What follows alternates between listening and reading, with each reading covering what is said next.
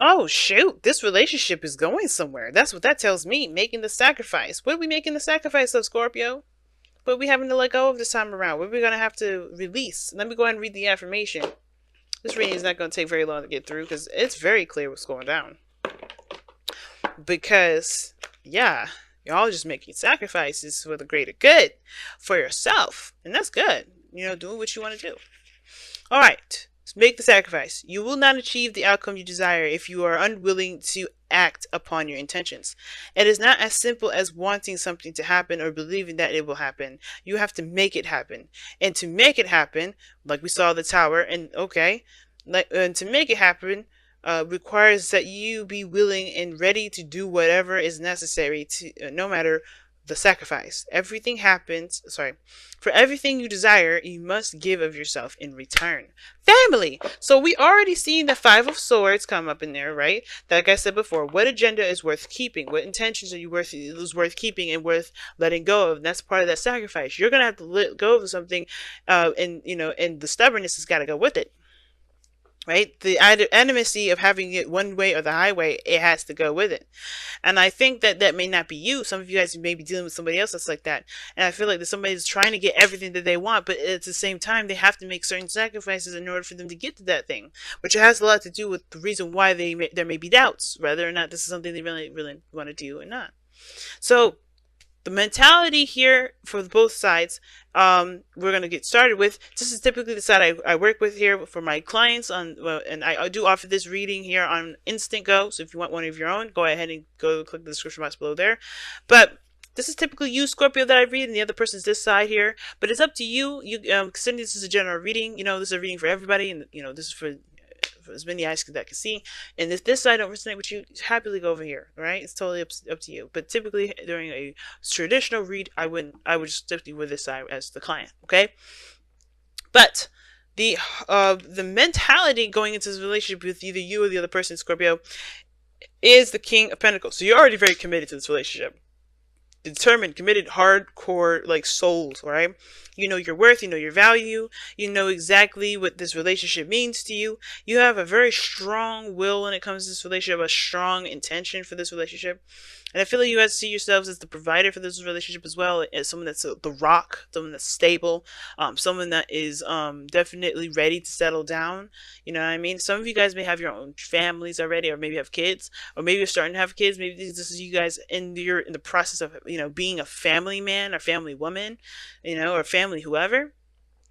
Okay, but King of Pentacles is talking about literally going into this situation with your mentality being focused on the stability, the values, family values, value in yourself, value in, it's very focused on the practical, yes. But I think, that is partially what maybe, you may be releasing, but also understanding and knowing your confidence, understanding your independence. This other person is very similar to you because it's got the Nine of Pentacles here. Perfectly confident in themselves, but they may be stuck in a little comfort zone here. Enthralled with their, with being safe. Some of this, this person may be feeling like they're kind of, they may be feeling single in a relationship. They may be feeling single here. Because the underlying energy is with the King of Cups. And the King of Cups is all about love, all about feelings, all about those emotions, right? He knows how he feels. He knows what to do with them. He knows what to do with them. He knows the importance of having them. He understands the importance of releasing them as well. It's all about an ebb and flow. And as a matter of fact, King of Cups is you, Scorpio.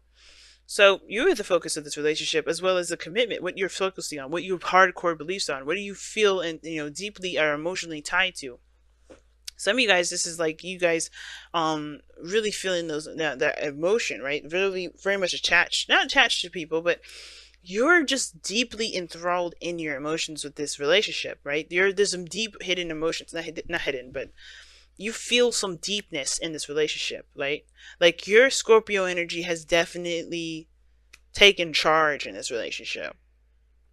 The mentality going into this has a lot to do with being the provider, being the person that's stable, wanting to stabilize the relationship for the other person, right? Because you're not just looking out for yourself with the King of Pentacles, you're also looking to be generous. So you have things to give, you have love to give, and it's because your cup is full of love, which is excellent, right?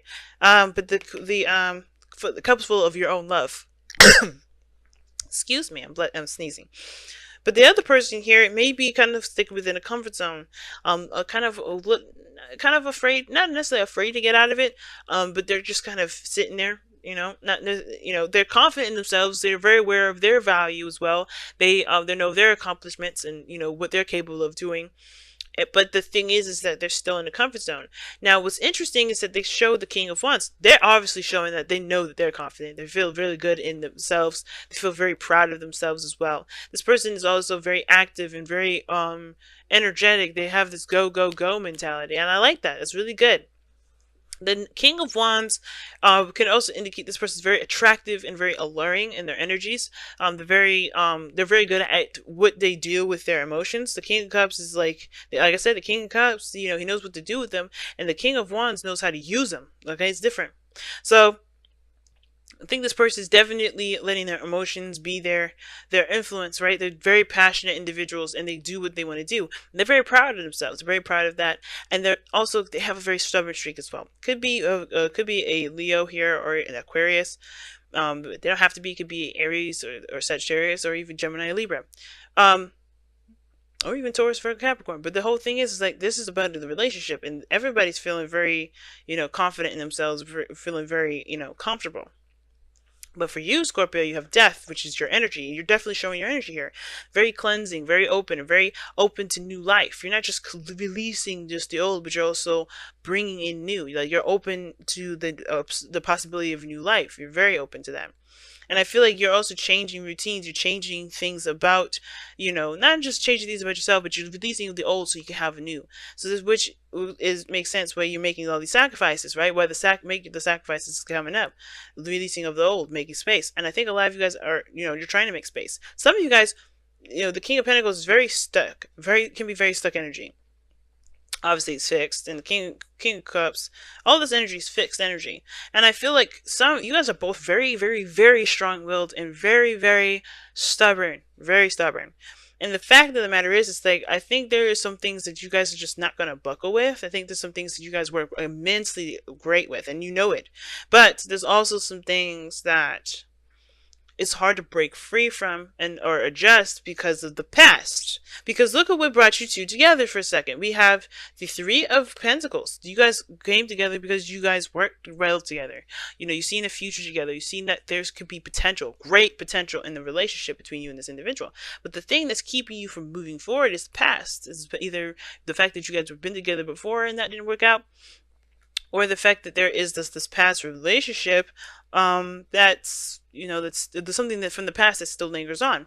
Now the potential for this, now here's the thing, the past could be the situation, right? The fact that there was one thing that there was something that was very passionate to you, very close to you, very precious to you in a relationship in the past anyway. Or this is something that reminds you of a time when you were happy, and you're trying to get there the ways that the ways that are old, the ways that probably don't work no more. Because this is someone else that's coming in that has very strong values, that has they're not willing to buckle, like they're not willing to flex, not willing to expand, and that you may have to be the person to make the sacrifices only because this person's so adamant about going their own way. Because they have the Knight of Pentacles. They're in their own world. They're in their own fortress. They have their own belief systems, right? Now, like I said, but you're releasing stuff. You're making room. This person's already got very strong belief systems, so strong like moral values. They're very, very adamant about having something. They're very stubborn in their own right. But in order for this to work, both parties cannot be stubborn. I mean, they can be, but we'll see how long they last. Because if there's no one to give the relationship, give them themselves, then there's nothing going on. And I do feel like you feel drawn to this individual. The King of Cups is coming up in this reading.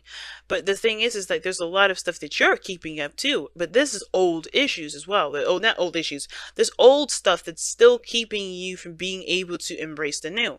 Because death can indicate that there is, there's progress, there's leaving, releasing of the old. Some of you guys are definitely doing that. You guys are definitely leaving the old behind. You're working on, making that transition, allowing space to come in. A lot of you guys aren't. But then some of you guys, for what I'm reading this reading as, and what the energy I'm feeling for this, some of you guys in this, and not all of you, please understand, some of you are still holding on to the past. You're still holding on to it, and you're being very stubborn with it. And that's the same reason. No, it's very similar. Like, think about it. Every soulmate, practically, most soulmates are mirrors. So the fact that this person is very stubborn and not willing to come out of their comfort zone, same difference. Same way. And even though you're trying to get to a new outcome, a different, to a new beginning in love, and start to heal yourself and start to, build on spiritual growth for yourself, you got to let go of this past stuff too. You got to let go of the reason why you're not willing to budge, because you got commitments and routines and things that, yes, you are aware that work, but it may not be what's going to get you to where you want to be, right? Which is seeing what this future really has to offer between the both of you by making it happen.